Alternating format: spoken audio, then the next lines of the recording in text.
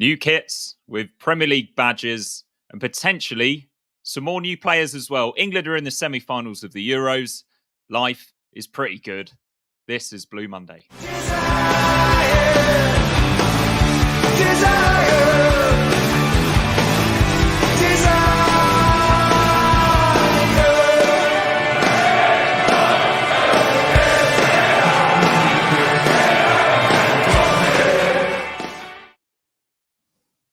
Hello and welcome to the Blue Monday podcast covering Ipswich Town up or down since 2015. My name is Mikey Penty-Smith and this is the Flagship Show, and we're reflecting on Ipswich Town's brand new kits that were released on Saturday, and we're going to talk about some exciting transfer rumours, and there's more to it than them just being rumours, we're led to believe as well. But looking resplendent in the new Ipswich Town away shirt is Joe Fairs in the middle. Joe, how are you? Yeah, good. Sort of just avoided the big thunderstorm and rain everywhere. I was a bit worried for my Wi-Fi connection at one point, but we've survived it. Lovely stuff. And Rich, is that last season's track top that you're sporting? Yeah, I thought I'd get myself a few training benchwear bargains, as well as shelling out a lot of money for some kits as well, which you said we'll talk about. So there's plenty bargains to be had. Planet Blue must have done a roaring trade this summer, by the way. Just unbelievable in terms of revenue. So good on them. It all hopefully comes back into the kitty, doesn't it? It pays for a few weeks of Jaden Philogene's wages, doesn't it, eh? Yeah, and hopefully Unbroken spend their big Ipswich Town money on getting back the England contract as well, so we can have football shirts for under £100 maybe. Right, we've got plenty of people here in the chat. Lee's here. Sharon Guess, one proud owner of a Premier League home shirt. That's pretty sweet, isn't it? Andy Crouch is here. Paul Smith's here. HCH says that the away kit's a blinder. A lot of love for the away kit. Joe, you've chosen to wear that one tonight. Is that your favourite out of the two? I think it's the best looking one out of the two, yeah. I'll go on to its sort of functionality as an away kit later, which I'm not sure on. But as a actual smart looking shirt, I like it, and so I wore it. Popped into town yesterday and then just wore it to one of Teddy's birthday parties there, and had a few people commenting on it there, how much they all liked it. So I think it's going to be a popular one on that side. And I thought, Mikey, I'd update our branding as well to reflect the away colours as well. So if you like that too, then give me some love. Why not? You know, I rarely get any credit, so there you go. So I agree with. I concur with Joe, and we'll. Yeah, we need to get. We will. Should we talk about sexy stuff first, like transfer speculation? But this is a show for the kit nerds. So if you're going to get triggered by quite detailed, not too detailed, but quite specific conversation about football kits, then maybe this isn't the show for you. That's fine. It sounds like, Mikey, we might have a few live reaction shows coming up this week, hopefully. So maybe keep your powder dry for those. But if you're going to get offended by Joe and I in particular giving some strong views, and we welcome them in the chat as well, by the way. Let us know your thoughts too, good or bad. It's a very subjective thing. Then this is the show for you. Brilliant stuff. Let's talk about these transfer rumours then. I'm sure nobody's hearing these for the first time on the Flagship Show, but it's Jacob Greaves and Jaden Philogene, a double swoop as they call it. Two players that have impressed when they've played against us, and two players that would definitely add some even more quality to our squad, Joe. Yes, and this has sort of been rumbling on for it's sort of all summer, but the last week it was this double bid has gone in, and it's sort of been quiet. There hadn't been huge amounts of updates, and in the last sort of hour, sort of prior to recording this, probably from about 6 o'clock till 7 o'clock, you've had Fabrizio Romano tweet about Jaden Philogene saying the decision's close. Ipswich, Palace and Everton, I think he says, are in for him. David Ornstein at The Athletic has done a story saying Greaves has been given permission to have his medical, and that the deals are, I think he says that deal's agreed and we're still working on Philogene. Pete O'Rourke has said that the deal is agreed for both. The EADT and the TWTD have both started reporting it. TWTD even says it's looking as though a deal for both players, while not concluded yet, is looking likely. So it does look like we're about to get these over the line. And I imagine Mark Ashley will sleep easy, because I'd imagine it's been a real difficult chase for Jaden Philogene in particular, because that is one that you've had the Barcelona interest in him, the Everton, Crystal Palace, and yeah, there's been a hell of a lot of parties to fight off in this one, and if we get this one done, it's a real signal of intent. Excellent. And Rich, are you getting used to seeing tweets like this one from David Ornstein? It's a little bit surreal still, isn't it? Yeah, and Fabrizio Romano as well. I tell you who I feel sorry for. I feel sorry for Phil and our friends at the Kings of Anglia as well, the EADT, who have basically been the front line for Ipswich Town news for decades, of course. We've been away from the Premier League, and it turns out that the media is just forensic and has eyes in ears, fingers in pies, all those kind of cliches, and are quite willing to break news really early. And I'm sure Mark Ashton is tearing his hair out at that kind of stuff. But it is exciting. And you know, we talked to you and Izzy, didn't we, in a few weeks back in our kind of teaching about just the reach and the level of interest. And, you know, this is another example of it, Mikey. And, you know, I guess it's exciting when it's def info and done deals as opposed to the usual crap that you get into some, which is I've heard this and I've heard that, and it turns out to be nonsense. Yeah, and Matt Phillips says here, 2 decades of near nothing productive at the club. Now we're battling with Barcelona and fellow Premier League club. Oh, yeah, we're not sure about the Barcelona thing. If you look, sorry, just as a point on that, I think it hasn't been reported as widely as what the initial one did because it got more traction. But this thing about his Barcelona have never heard of Philogene, they didn't know who his agent was. He's come and taken photos. Obviously, that tweet goes viral because it's quite interesting. But if you look on the Secret Scouts Instagram account, which is a really well-resourced youth account, there's actually a video of him going into the club and meeting people. So I don't know where Barcelona have obviously come out with this line that they don't know who he is because they haven't been able to get a deal concluded with Hull. Not because the player doesn't want to go there, because I'm sure the player would love to go there. But I think it's the just the differences when you see a tweet saying a guy's turned up and taken photos of himself in a car park, it gets shared by everyone and goes viral.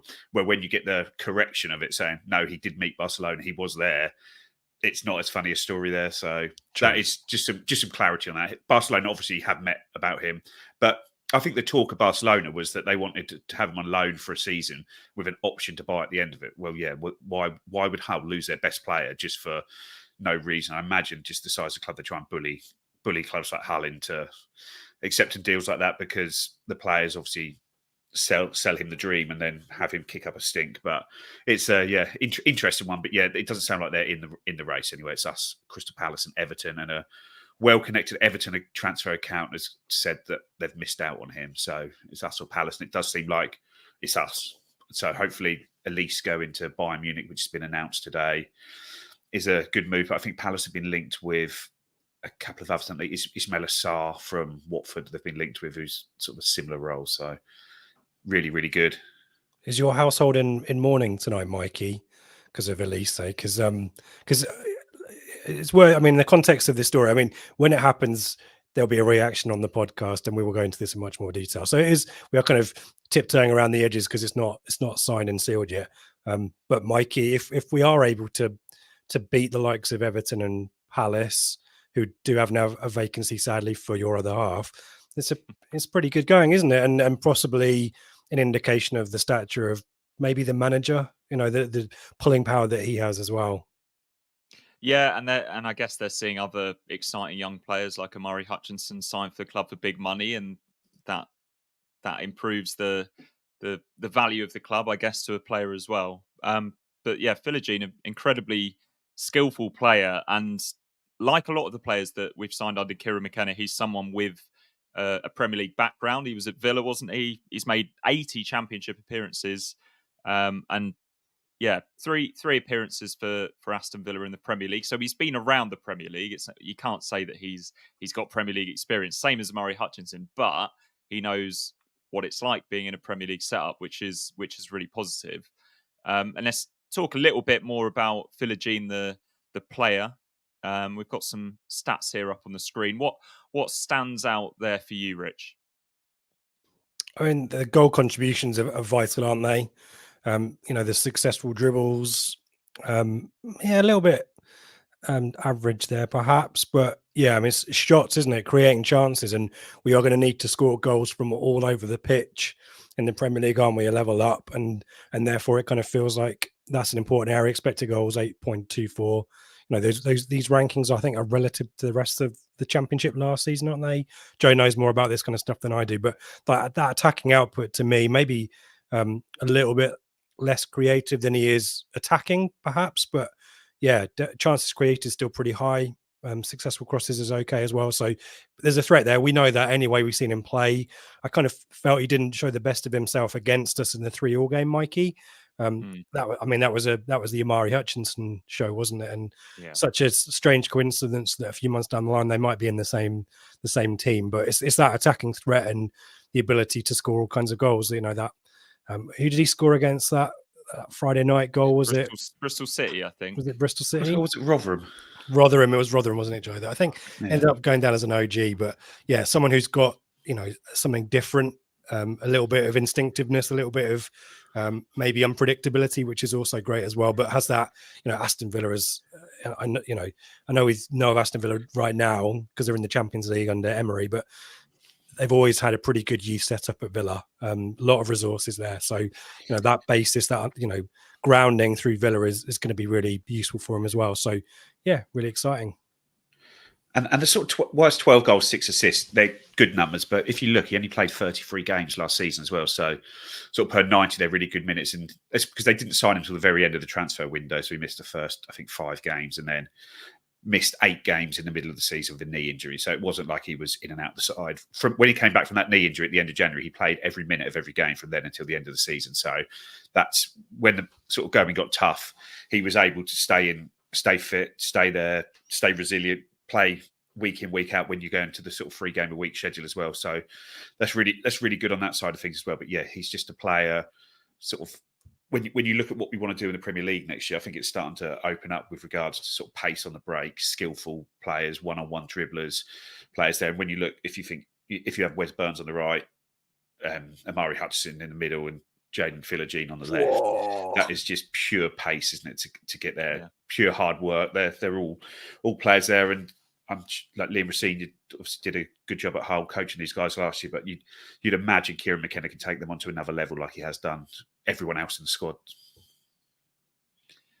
Brilliant. And there's a couple of people in the chat asking about Sarmiento. Do you think we're potentially still in for him, Joe, or do you think maybe we're looking elsewhere? This could be one that rumbles on a little bit, isn't it, Sarmiento?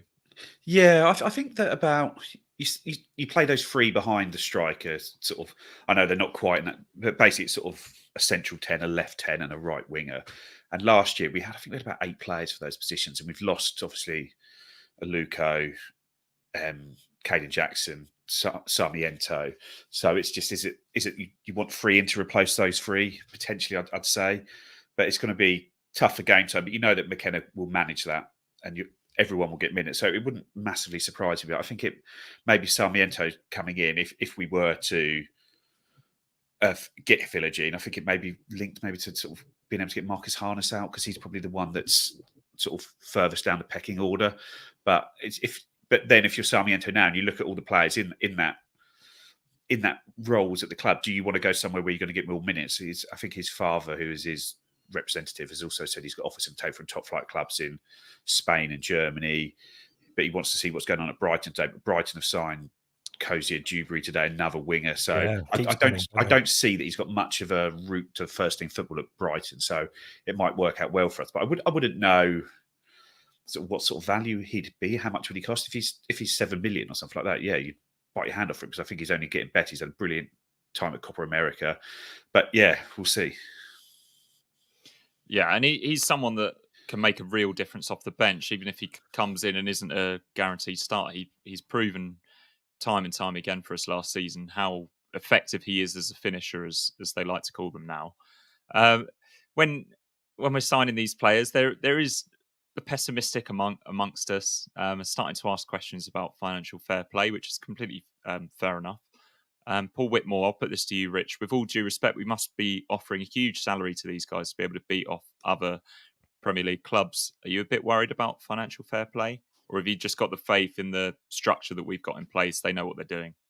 Yeah, I have total faith that, it's been said a few times. I think Kieran Maguire has said it in conversation to Ben a few times as well, that the club are quite unique in being really transparent with how they structure the accounts to enable the compliance to FFP or PSR to be really obvious. I can't imagine, it's like Football Manager, isn't it? You always get make a signing and the fans go, you're going to prejudice, you're going to risk the future of the club and all that kind of stuff. And sometimes you take a punt in FM and it's true, but you deny it.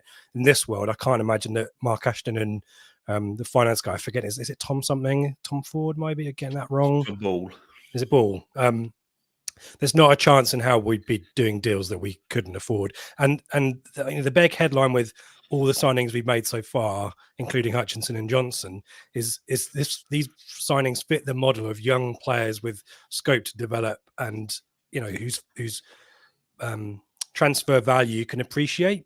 Even if we were to go down, these are saleable assets. There's a queue around the block seemingly for Philogene and Greaves, who we'll talk about in a second. So the idea that we'd struggle to get these players off the books, it's not like we're spending 15, 20 million quid on a journeyman. These are 20-somethings, young 20-somethings players who will hopefully have great seasons in the Premier League. Hopefully that will be enough to keep us up. But if it isn't and the worst were to happen, I'm pretty confident not only the deal's going to have release clauses and relegation wage drops if we needed them, but I don't think we'd have put ourselves in the position to risk it anyway. Not having worked this hard to get there, so I'm confident. Excellent. Yeah, they haven't given us any reason not to be confident so far, have they, since they came into the club? But it's uncomfortable, isn't it, Mikey? Because the philosophy of the signings that we made, Clark, Broadhead, for example, let's take those two, is young players with the ability to take us up the divisions who've got that kind of scope to develop under a good coach and whose fees and transfer values could appreciate. The difference now is that there's an extra zero at the end of zero. There's an extra naught at the end to the transfer value, isn't it? And that's scary. Yeah, we've been out of the Premier League for 22. These fees are common for a good chunk of the Premier League. So I can understand why this is uncomfortable for a lot of people. It's going to take some getting used to, isn't it? But it's the price of doing business in the Premier League, isn't it? You're not going to sign players unless you do this. And yeah, spot on. Like I say, we've seen teams go up and not really give it a go and just come straight back down. There's no real way of staying up unless you buy Premier League players. Yeah. And it's good to see that we're rolling the dice, Joe, and we're also getting the business, or a lot of the business, done before the pre-season tour, which is important as well. Yeah, if we can have these two done before the pre-season tour, I'd say Liam Delap, I think there's somebody put a picture on Twitter of Liam Delap at Portman Road, which is apparently from last Thursday. If that's another one we're in for, a third Hull player, which is sort of funny, really, that you get Liam Racina as a coach, Joe, from the same team. But yeah, no, if that's another deal we're working on or we've spoken to, and I'm sure there's dozens of other players we're speaking to, we're constant there, we're juggling everything across, and all those guys there are working incredibly hard to get the deals done.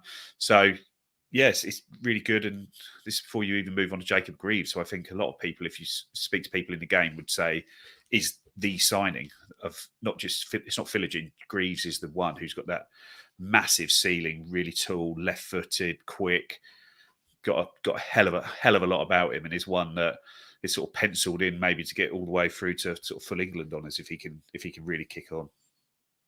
Yeah, I had a little chat with Ben earlier. I was doing Euros predictions with him, and he's a little bit bemused by the fact that we're linked with 3 Hull players who didn't get in the playoffs last season. But should have, Mikey, right? They should have done, yeah. And obviously, Kieran McKenna sees these Hull players as well. They fit our system because Hull played such a similar system, didn't they? And they play out from the back. And Greaves is somebody that just gets the ball off the goalkeeper over and over again and starts attacks. I think it helps as well having a player in the team with long hair. I'm sure Ben won't mind that one bit. But yeah, let's have a look at Greaves. I went to you for Philogene on the stats, Rich. So I'm going to go to Joe. Joe's going to be covered up for those watching while I bring this up. But yeah, there's some pretty healthy stats there, right? Yeah, no, it's really good. But I think part of where some of it doesn't work is because he played a lot of the season at centre back, but did play a big chunk at left back as well. So he's shown he can do both. And it's interesting when you look at sort of Ben Johnson and Greaves are signing, it almost has given you the ability to flip what we do around, where we have Leif Davis high on the left and Clark tucking in on the right. You can have Ben Johnson high on the right and Greaves tucking in on the left effectively. So it gives you those opportunities to really stretch it about. But and we could play. There's a chance that we'll play 3 at the back in some games as well, right? Yeah. There's the Southgate lots of options, and without sort of being too sort of football nerdy and technical, what Kieran McKenna has is a very, very successful game model.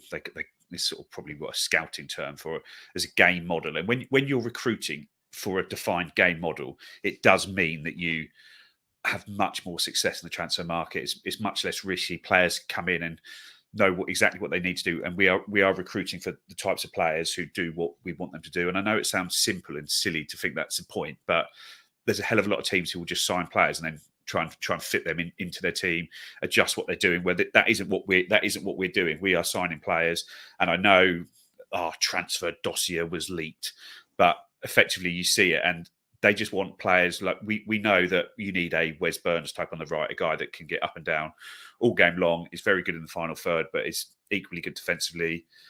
And the midfielders, we know what we want them to do. We want to sort of rotating feet on there. But it's really, really good that we're continuing that through into this season. And if we sign Philogene, you know exactly where he's going to play. If you sign Burgess, you know Greaves, we know exactly where he's going to play. Probably gave it away there with Burgess saying, but it's a guy to compete with him in that role, isn't it? And Liam Delap, an interesting one, again, third player, because he's probably somebody who could maybe do the Wes Burns role and the striker role as well. Maybe a Caden Jackson replacement in the squad with that profile of being able to do two things for us in there. Yeah, but it's really, really exciting. And you look at the best players in the Championship last year, and we're signing 2 of the very, very best players in the Championship last year, who are both young, both English, which has got a tax on it being English, and just really, really good. And so you just hope it's enough and we can stay up and then build from there.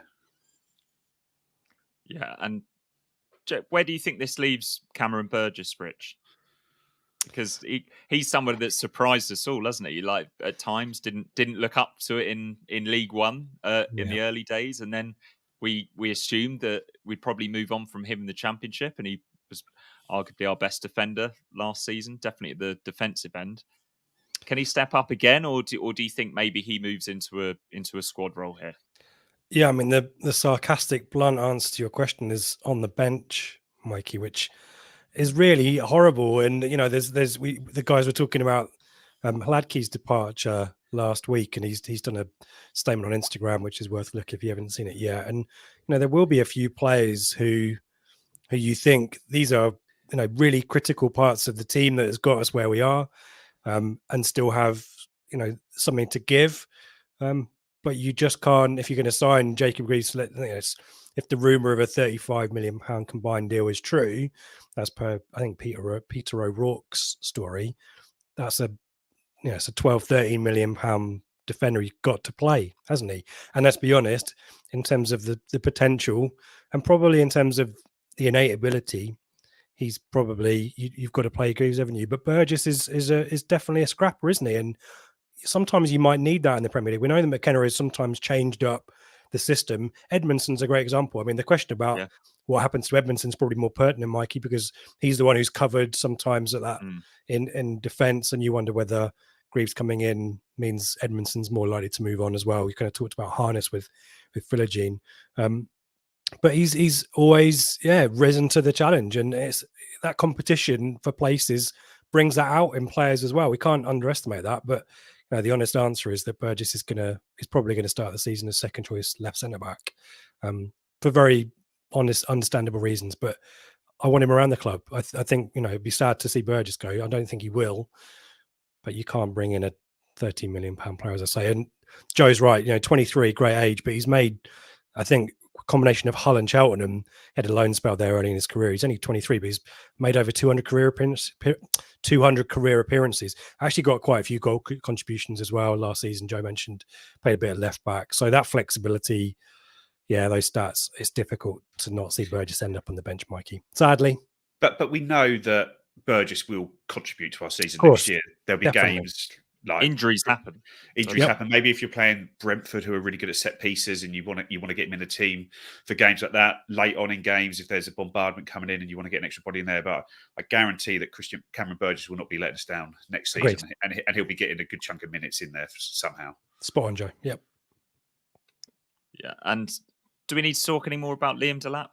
I think until it happens, we cross maybe that bridge when we come to it. Cross that bridge when we come to it. Worth saying, Mikey, that this is just like the starter for what will be a proper podcast if and when they're holding up the new shirts on social media in hopefully the next few days. So we will be back to react if the deals get across the line, and the guys will be more detailed view perhaps than we can. And one thing that's exciting about Jacob Greaves as well is when you look at Cameron Burgess, he was brought in effectively from Accrington as just a stopper almost by Paul Cook. When sort of at the end of Paul Cook's reign, it was almost like this is like the worst signing we've made of the summer. He couldn't play. He was getting turned everywhere. He was turning like an oil tanker, getting beat on the halfway line in nearly every game, and looked a really, really poor bit of business. And then you see the improvement that Kieran McKenna's given him, and he's now left back, sort of left centre back, dropping into a 3, moving across into a 4 when the game's going on, and his passing has improved immeasurably. And you look at Greaves, he's maybe not the best passer of the ball. That's probably one area where you say Burgess is ahead of him, but so in the long range passing. But you see what McKenna's improved in Cameron Burgess and his long range passing. You think, well, if you can improve Burgess, he's going to be able to improve Greaves as well. So it's really, really exciting that these guys who are already at a very good level, we know they're going to go further than what they are currently, just because that's what Kieran McKenna does. Yeah, and you mentioned earlier that Greaves has played left back a fair bit. Do you think this is kind of like a 2-in-1 here, Joe, and we might not need to sign a backup left back for Leif Davis? Potentially, but I think you probably need somebody. So I guess you've got options there now, don't you? Because Ben Johnson, Harry Clark can play left back as well. Yeah, obviously Jacob Greaves and Cameron Humphreys may hang about and be a backup to Leif Davis in that role as well. But I imagine that might be one that you end up with the left, maybe like a lone player from a Premier League club, a fellow Premier League club, who's just being in and around the match day. The first team environment is probably a step up from where they are in the under-21s of the Premier League there. And yeah, they might not get as many minutes because Leif Davis is ultra reliable, ultra consistent. But that might be one of the positions you look to take up with one of your lone spots. Absolutely. It's a pleasure to be joined by Neil Tiger, Hull City fan. He says, if you sign all 3, very good business for you guys. Greaves gives everything. Philogene has the quality 100%, but drifts out of games. But he's still young and has time to improve. And he's added a further comment. 35 million for both will help us a lot to rebuild next season. And good luck for next season, guys. Yeah, I think we were pretty high on Hull last season, weren't we, Rich? Really impressive side. And yeah, it's good that those players are moving on with warm wishes from the Hull City fans. Yep, totally. Yeah, in social media, not always the case. So appreciate. Was it Neil? Yeah, appreciate the insight. And as he said, like 35 million quid for a championship team is, that. I mean, obviously there was a little bit of FFP squeaky bumness maybe about last season, so that mitigates that straight away and gives them, a good kitty to spend and to challenge to break into that top 6 next season. And I know you can't always take fans' opinions as gospel, but sorry, not talk about Neil here, but when you look on social media, when they're talking Ipswich when it was like £25 million for those two, they're like, the comments from Hull's fans are not good riddance. We want to see it's these guys should be £25 million each. They're brilliant and stuff like that. So it's nice to be signing players going up and whose fans don't want them to leave, as opposed to, obviously it's different for someone like Murray Hudson. Most Chelsea fans wouldn't be able to sort of point them out in an identity parade, but it's sort of getting out from there, but really, really good to do. And hopefully Hull can use that money and have it build on what they did last season, have another good season with it. It would be really great, Joe, if someone in the Ipswich Town social media team, if that trio of Hull, Delap's obviously a Man City player, that trio of signings happens, you'd recreate the signing from a few transfer windows back when we signed Ollie Hawkins, Dyke Cornell, and Stephen Ward, yeah. And socially distanced pictures. Yeah. But just kind of showing the difference of levels, Mike, we've moved on a little bit. Yeah. I saw a good tweet from Joey Sadler earlier on Twitter where it's a picture of, the video of Kieran McKenna punching the side of the dugout against Hull. And it's like, this is a lesson not to make Kieran McKenna angry because he'll just come and take all your best players. He definitely was impressed by them that night, wasn't he? And that's obviously played a factor in him going for all three of those players. Jack Diath wants to know, Rich, where does this leave Broadhead? He had a pretty weak end to the season in Jack's opinion.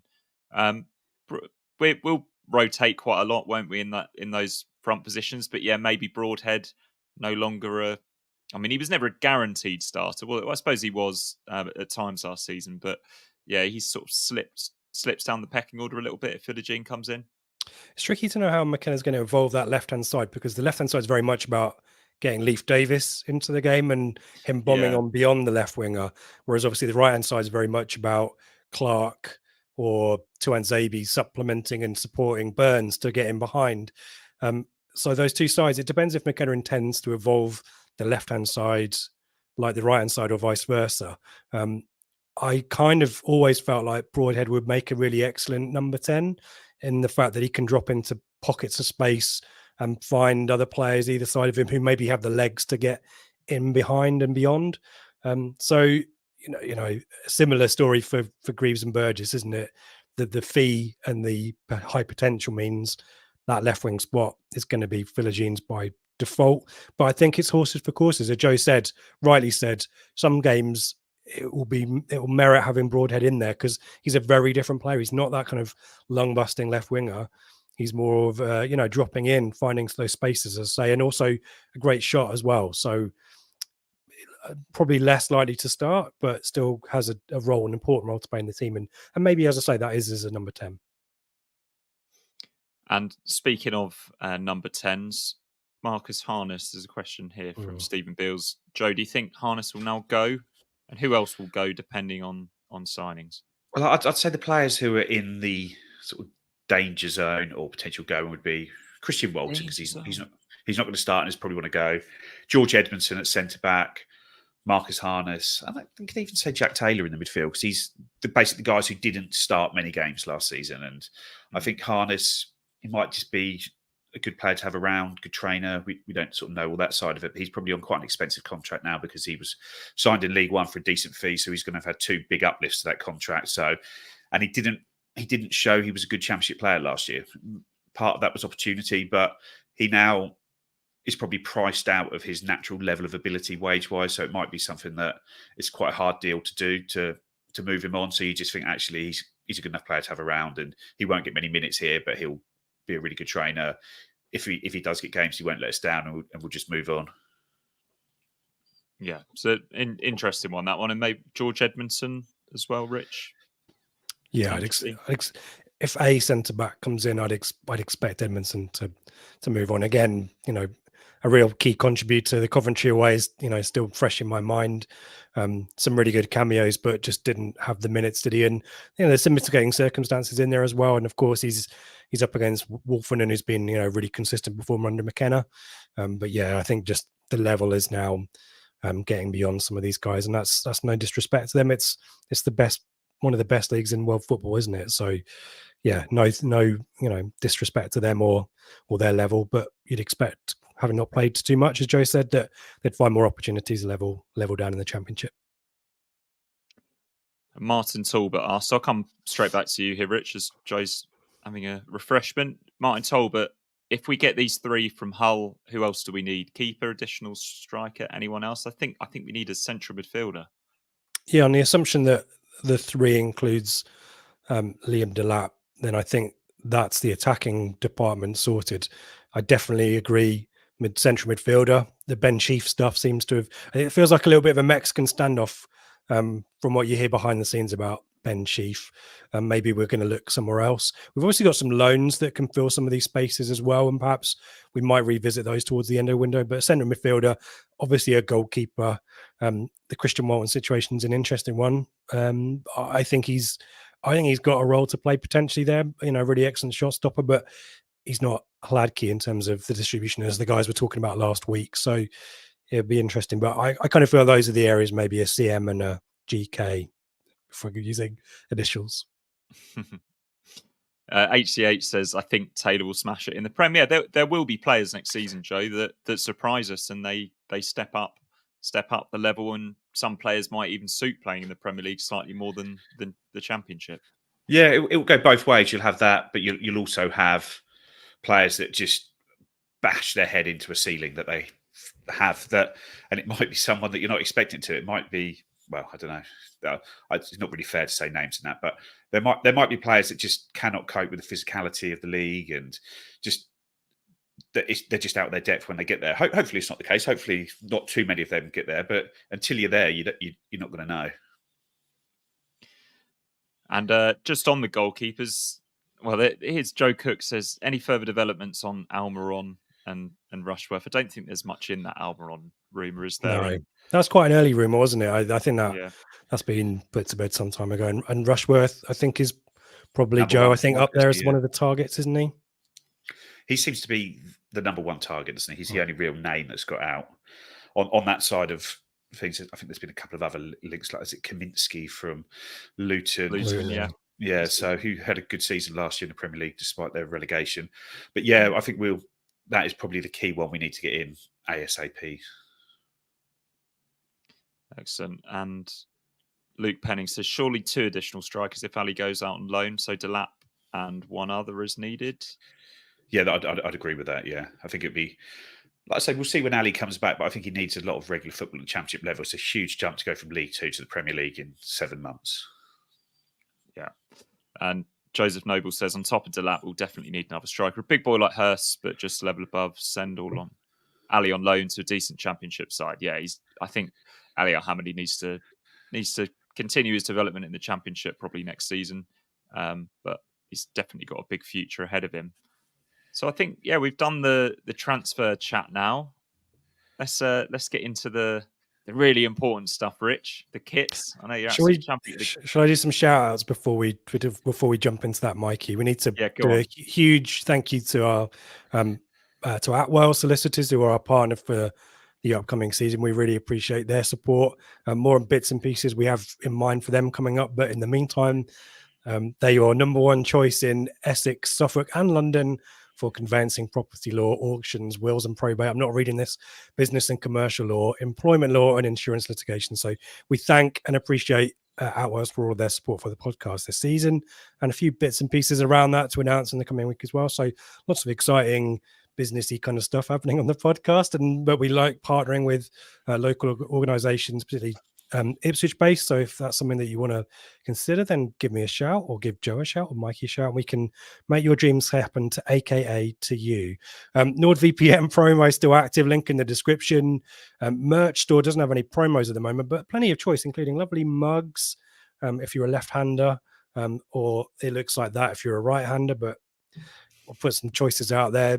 Joe's got a hoodie, haven't you, Joe? And t-shirts have been sorted. Hoodie, and I've got hats for the kids as well. Hats and stuff. So if you like our new branding, we haven't got the kind of maroon and gold stuff yet, but that will be coming soon. And there's a promo mid-July for free shipping as well. So head to the merch store for that kind of stuff. And if you want to keep the discussion going 24/7, 365, including on transfers, good rumors or bad rumors, and when I say bad rumors, I mean crap sourced rumors.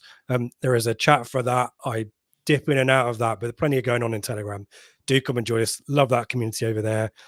If something breaks, it will largely break there, I think, quicker than anywhere else. So come and join us on Telegram, 2 weeks for free, and then subscription after that. And as we said at the top, Mikey, if something happens, the pod klaxon will sound, and we'll try and get on the air as soon as we can.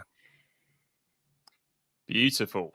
Right. Speaking of beautiful, let's get into these new kits. I know the home shirt is kind of divided opinion. I know you've both already been to Planet Blue and emptied your wallets, haven't you, buying those? I think.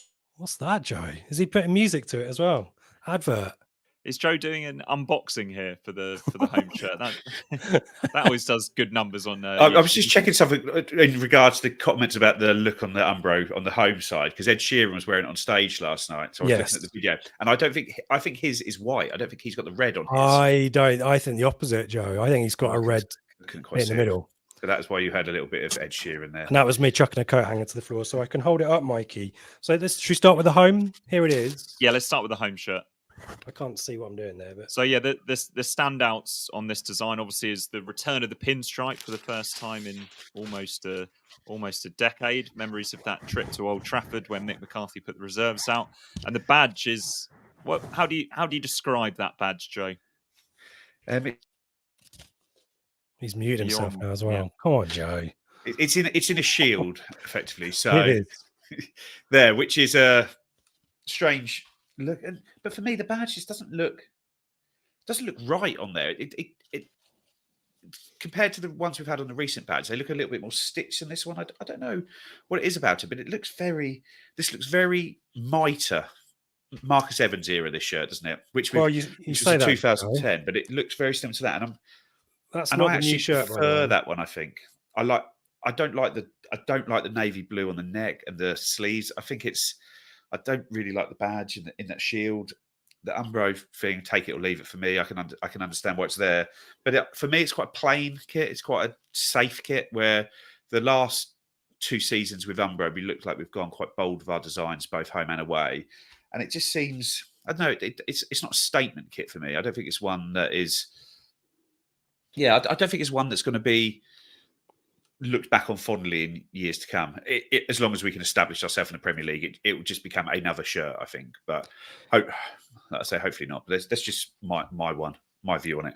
Yeah, I mean, it elevates itself with an emotional attachment, doesn't it? Because I remember the home shirt last season dividing opinion, and now it will go down in folklore because it's the double promotion shirt, isn't it? But I agree with you, Joe, that the previous 2 versions, the incarnations of the Umbro kit, have been quite unique designs for us.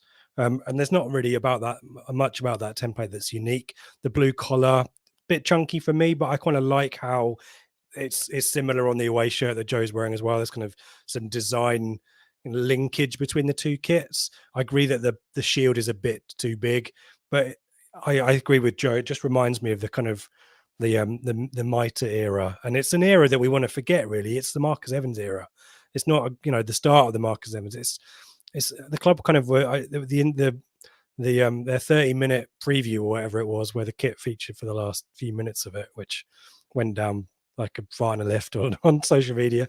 We got there in the end. They were kind of talking about forging their own, future, and I think the away kit does that. It's unique and different. We've had maroon kits before, of course, but the home kit, we've had pinstripes before. 88, 81, 82 was it, and even those mid noughties kits, those 10. It was 10, wasn't it? 9, 10, I think, and a few repeats. So there's nothing new or futuristic, to Joe's point about design choices of the pinstripe. It's fine. There's no way to get blue and white Mikey wrong, is there? You can make choices that are a bit safe. You can make choices that divide opinion. The Umbro badge, by the way, is a 100-year thing for Umbro. So that's why I kind of like how it links with the red on the club badge. I haven't got a real problem with that. The pinstripes don't continue onto the sleeve. That's a little bit annoying, but it's fine. It's not a great standout kit, but Ipswich Town home shirts tend to be, unless there's something unique about them, tend to be pretty safe anyway. So it'll look fine, Mikey. But we haven't seen the players playing in it yet. It might be one of those that looks really good on the telly or looks really good in person. And I quite like the shorts design, which sounds weird to say. I think that, the dark blue of the collar repeats on the front of the shorts. I quite like those kind of 90s style shorts that Umbro used to do. Spurs had a kit that had that kind of nice kind of blue line or hem. I don't know. This is going super nerdy now. Trim. Thanks, Joe. That's a proper word. On the bottom of the shorts, and we're kind of borrowing that, which I kind of like. So, as I say, blue and white. It's not yellow and green. It's not vomitous. So we'll be fine. But it feels like the 2 that's preceded it from Umbro, it does feel like the weakest of the 3, doesn't it? And when you look at the kit, I think Ipswich is quite lucky because effectively you can do an all blue kit and fans are going to like it. You can have a pinstripe kit, fans are going to like it. You can have the white sleeves on the kit, and they're all traditional Ipswich kits, really. So we're not tied into something. So you can move it about a bit, but that's sort of maybe a little bit more of a disappointment that you do have options to go a little bit off piece, and it still look like an Ipswich kit, still not be too controversial. But it just isn't moving me out. But once I also think now shirts look a hell of a lot better once you've got your badges on your arms, players' names on the back. They sort of complete the shirt now, especially on a plain looking shirt. So I'm looking forward to see those big Premier League numbers on the back of those shirts after the brand redesign they had last year. But yeah, I think I think the shirt's going to need that to make it look finished, if that makes sense. Yeah, Premier League numbers and names on the back as well, Joe, as you say. Makes it, elevates it, doesn't it? And I think it sounds like all of us who have bought it, all of us kit nerds, have got to go back and get the Premier League badge ironed on. I didn't know if you were going to age Shane Martin for his comment there, Mikey, because I think all of us, even me, we won't remember that 82 shirt, Martin. I am sorry. So the only thing that we've got, the only emotional attachment to pinstripes we have that we can remember is a much more depressing and less successful era. So apologies for that.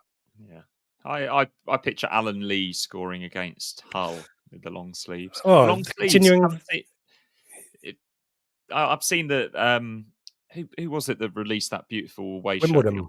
Wimbledon. Yeah, that their away shirt is available in long sleeves. I'm hoping that maybe a couple of our players don the long sleeves next season, and that might give the shirt a bit of a lift as well. I actually quite like on the sleeve though, Mikey.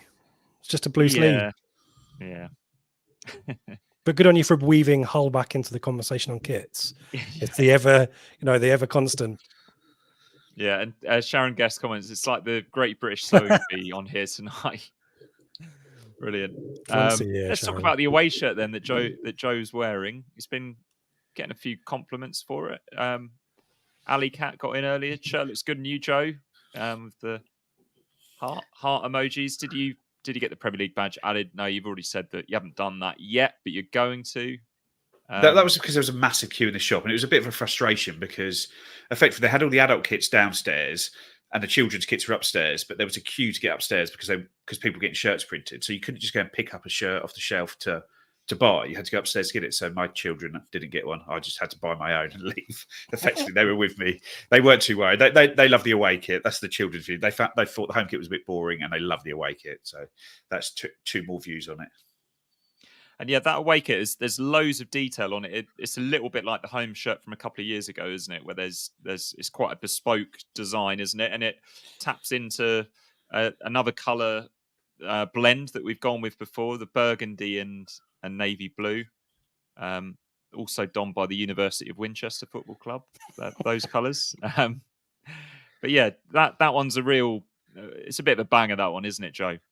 Yeah, it's a really, really nice design. Really, I love the gold detailing on it, even on the halo badge on the side. The shirts will come pre-printed with a halo this season. That's a change from last year. But my only annoyance with it is, like the Barcelona kit from a few years ago, I don't think it's a big enough contrast from the home shirt. And not that one wasn't so bad because they trimmed it down, Rich. But the one where it was the full red and blue with a blue back on the shirt, it just isn't a big enough contrast away from blue for me. So you're going to need a third kit. We all know we're going to get a third kit every season now. But effectively, if we're playing Chelsea and it's a wet day and their blue shirt is soaked, or Aston Villa or West Ham, we generally wear an away kit when we go to Aston Villa, but we're not going to be able to wear this because this is more of a clash than the home kit is with them. So I think I think it is going to cause a few issues. And I hope it's not like that Barcelona kit, which I thought was really, really poor. And I rated it so in my away kit rankings, which I did in last summer. But is this shirt going to be worn less than the third shirt is? Are we going to end up getting a third shirt, which we wear more times than we wear the away kit? I think it really could happen. Yeah. Does that matter, Rich? There will be people who will quite reasonably moan if they've bought it and then the players never wear it. They'll have to contrive a way to wear it, won't they? And then you'll get accused of kit crimes when you will wear it at Wolves away or something like that to try and crowbar it in. I think Joe's right on that. It's a little bit of an oversight. If you made it a little bit of a lighter shade, perhaps, but the gold is a nice touch. We haven't really done that before. I always like a monochrome badge as well, especially when it's in gold. And it will look great when it's got a gold Premier League badge on the sleeve next season, Mikey, won't it? I mean, it won't be used next season, but I was trying to find a way to get that in there. But I think people will rightly be a bit miffed, but it looks great. And I quite like the backstory about it, the design demonstrating the flags and the vibrancy of the town and the stadium on a match day. So I bought into that, and I like the design I think it's neat. Is it not a little bit strange to do that on the away shirt though? Do you not Well, think? When I was reading but that, if you'd done it in blue, Mike, it'd look like the first shirt that Umro did, wouldn't it? yeah, I mean, it does look quite similar in terms of that design, doesn't it? In terms of the busyness, and that was the cobbled roof struts, wasn't it, and stuff like that. But it is borrowing similar, but it does feel like, to Joe's point, there'll be a third kit, and it'll have to be pretty. Maybe it'll be like Umbro's Cambridge away kit that is tie-dye or some weird fractal design. Maybe we'll have something really. It's going to need to be light, isn't it? Exactly. That's the thing. It's going to need to be light because generally, I think Ipswich is blue. I think your away kits either need to be very light or very bright. So, like the orange, which we had last year, which does not clash with the blue at all, or the white third kit. They are kits you need. So, we'll see what they come up with for the third kit. But I think they're going to need that sooner rather than later. I don't think that's one that can just be dropped in just for an odd game later in the season. Because I think they're going to need to get it out. Because I think they're going to need to get it worn in one of the sort of early games. Because I don't think this is far enough away from a dark blue that we're going to be up against. Well, they'll also need to have all of the players will have their pictures taken at the start of August, and they have to wear home, away, and third kit as well. So they all have to be ready by then. Chelsea last season, these are called media access days, where you have a station for Sky, a station for TNT, and then a few stations from PLP. And Chelsea last season didn't have a sponsor, so they ended up having to. They did all of their media access day promo style stuff and all the photography, player photography, and then they ended up having to do it again a few weeks later with the shirts with the sponsors on. Actually, no, I've misremembered it. They did have a sponsor, but it hadn't been officially announced yet, so they had to embargo the pictures with the sponsors on for a few weeks. But yeah, a little bit of a mess over there at Chelsea, but yeah, maybe they're in better shape this time. This is always a bit of a hot topic. Thoughts on £60 for a shirt? Now, I'm going to go first on this one, Rich, because this is something that I'm quite passionate about. How disgraceful it is that England shirts are now as expensive as they are, and I know that times change, and obviously we're with Nike now. But when I was a teenager, and I was already in men's Ipswich Town shirts, they retailed at £40. Obviously, that was for 2 seasons, but £40 going up to £60 in 20 years actually isn't that bad in my opinion, especially when you take into consideration that you can't even buy an England sleeve for £60 if you want it the legitimate one that the players wear. Yeah, I mean, I can't excuse 60 quid for a garment. You know, at the end of the day, people will value something as much, as they value it, and in the grand scheme of things, if I wanted to try and justify it, that will be amongst the low end of Premier League shirts, won't it? Because we're a newly promoted club, but you'll find 75 quid and upwards is probably pretty common. But I think probably if you're going to get on your soapbox about something, Mikey, it's the fact they're used for 1 season. I find that really morally reprehensible. And I remember, and I'm guilty of buying them, but I use them and I get some enjoyment out of them after the season's gone. But I still prefer the days when they were 2 years and we alternated the home and the away. And I found it a bit hypocritical when we had that Adidas away kit that was from recycled plastic and all that kind of stuff, bollocks like that. It's like, just use the kit for 2 seasons. Brentford did it a couple of years ago, didn't they, Mikey? I think. I can't believe in the current, the Premier League is very big on its kind of ethical causes. This to me feels like a real no-brainer, but ultimately it's pounds and pence, isn't it? And you need everyone to sign up to it. And there are some global brands, global clubs in the Premier League who just won't countenance it, will they? So sadly, we all have to play ball. So yes, in the grand scheme of things for Ipswich, it's a lot. But in the grand scheme of things of the division we're in, it's probably more on the reasonable end of the scale, if there is such a thing. And it feels like they're trying to catch up with that, though, isn't it? Because it's sort of seemingly going up £4 or £5 each year.